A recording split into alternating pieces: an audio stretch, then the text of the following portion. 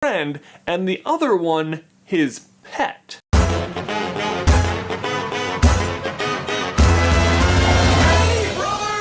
Classic case of all animals being equal, but some animals being more equal than others. Am I right? Seriously, am I right? I'm not quite sure I'm using that quote right. Ah, the Sensational Six. If you don't know, that is the name given to Disney's most core, original, elite, and famous characters. Mickey, Minnie, Donald, Daisy, Goofy, and Pluto. Poor Goofy though. I mean, the group is made up of 2 mice, 2 ducks, and 2 dogs, but not all the pairs match up so well. Mickey and Donald both get girlfriends, while Goofy, on the other hand, is a widower, and the other dog, Pluto, can't walk or talk and isn't even his pet. Although I guess maybe that would be weird for a dog to have another dog as a pet. Actually, fun story about my experience with the Sensational Six. When Ben and I were kids, we got to go to Disney World once, and one of the things I loved was getting autographs from all the different characters, and my goal by the end of the week was to meet and get autographs from Mickey, Minnie, Donald, Daisy, Goofy, and Pluto. And we got into the end of the week, and we still hadn't met Goofy, and we were like exiting the park, and I remember just lamenting to our dad how, oh, I guess we're not gonna meet Goofy. And then, like magic, my dad just goes, yes, we are, look, and he had like spotted him 50 yards away. I was like, oh, it was so cool. Like, as we were leaving the park for the final day and we got to meet him. Oh, loved it. Great way to end the trip. That being said, for years, I wasn't even sure what Goofy was supposed to be. I assumed dog, that's what he most resembled, but then there was Pluto, and Pluto was definitely a dog, and Goofy and Pluto were definitely very different from each other, so what was Goofy? Well, he is a dog, but the reason the two are so different and yet still part of the same group really just stems from how each character got their start. Within the early days of Disney animation, there were basically 2 kinds of characters, either animals or funny animals. And yes, that is the actual term, funny animals. And funny animals are still around today. It's basically just any animal that lives and acts like a human. Typically they are bipedal, they wear clothes, they can talk, they can have jobs, maybe drive cars, and they might retain some aspects of the species they represent, but for all intents and purposes should just be considered human. The other characters, the regular animals, are just that. Regular animals and should be thought of as such. So, for example, Pluto's first ever appearance was in a short cartoon called Chain Gang, in which Mickey Mouse is a convict and escapes from prison. And I'm sorry, are we talking about the right character? After Mickey escapes, the guards try to track him down using bloodhounds, and thus Pluto's first appearance is made. But of course, in that situation, he's just a dog. In fact, I'm not even sure he had a name at that point. Then the next time we see him is as the pet of Minnie, who brings him along on a picnic date with Mickey, but at that point he wasn't called Pluto yet, they were calling him Rover. Also, I feel I should point out that he was subject to some very questionable pet ownership. I remember that time when Mickey dragged Pluto behind his car by his leash.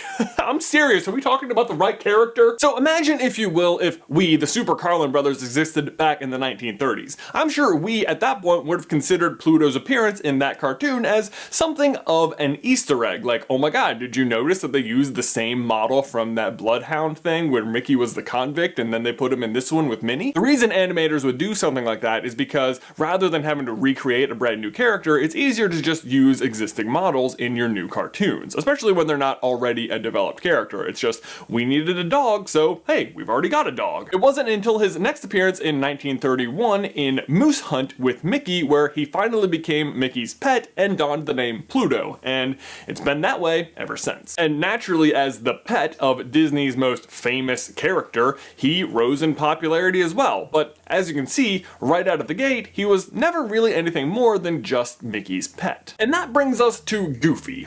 Goofy made his first appearance in 1932 in Mickey's Review as Dippy Dog. And while Goofy's overall appearance would change and become more polished over time, that first short was responsible for introducing his signature laugh, which is still around today.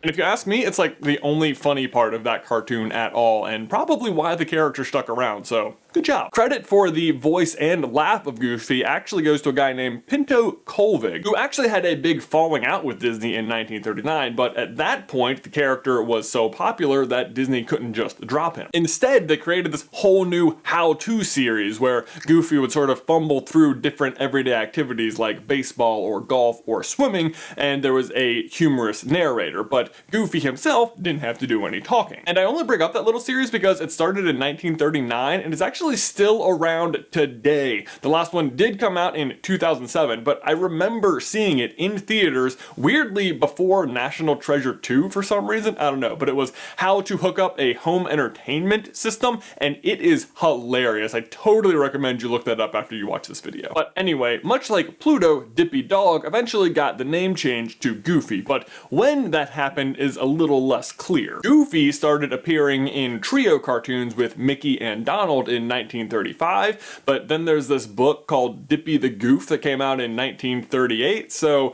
not quite sure when he officially became Goofy. Either way though, the important takeaway is that there was never really any grand plan by Disney for the Sensational Six to be the Sensational Six. Disney had a lot of different characters and all of them were introduced at different times, and their popularity sort of dictated whether or not they stuck around. And it just so happened that they ended up with two dogs, one anthropomorphic and one not. It makes sense in its own kind of way, but it does still make me wonder why, if they wanted to have regular animals, why didn't they just have humans instead of funny animals? The answer to that question is, racy?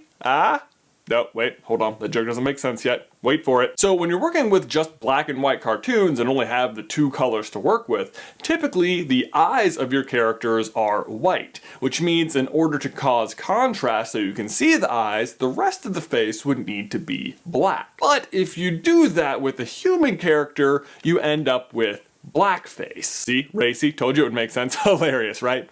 And predictably, blackface not super socially acceptable, but if you make the characters animals, then you can do that because it's not black skin, it's just like black fur or hair. Plus, in addition to not representing any specific race or ethnicity, having animals instead of people is just more kid-friendly, which makes them more marketable in the long run. Although, on that note, Dippy Dog was originally described by his creator as a gullible good Samaritan, a half-wit, a shiftless, good-natured colored boy, and a hick. So you can interpret that however you want to. But anyway, that is why Mickey has both a dog friend and a dog pet. Ben, my question for you and everyone else is, who is your favorite member of the Sensational Six? Personally, I would probably have to say mine is Goofy, solely because of the Goofy movie and the much underrated Extremely Goofy movie. Let me know your thoughts in the towel section down below. These socks are amazing! Guys, thanks for watching. As always, please like the video if you haven't already, and subscribe so you don't miss any future videos about the history of Disney. If you would like to see why Mickey Mouse is actually also Kevin from Up, I recommend you check out this video. And if you want to see the